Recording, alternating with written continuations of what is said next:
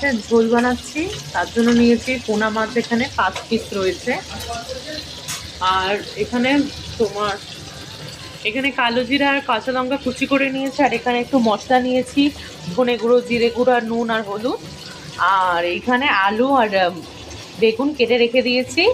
মশলাটা একটু জলে ভিজিয়ে নেব। মাছ সুন্দর করে ভাজা হয়ে গেলে তুলে নিচ্ছি। দিয়ে দেবো কাঁচা লঙ্কা কুচি আর কালো জিরা।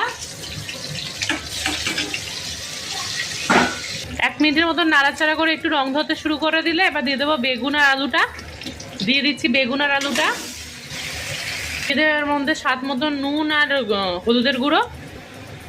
মশলা কষিয়ে জল ঢেলে দিয়েছি, তারপরে মাছ দিয়ে দিয়েছি। বেগুন আর আলু ভালো করে ভাজা হয়ে গেলে মশলাটা দিয়েছি। মশলাটা ভালো করে ভেজে জল দিয়ে দিয়েছি। ওই ক্লিপটা আর তুলতে পারিনি আমি। জল দিয়ে ফুটে গেছে, এবার ধনেপাতা দিয়ে দেবো। ঝোল ভালো করে ফুটে গেছে, এবার ধনেপাতা দিয়ে দিচ্ছি।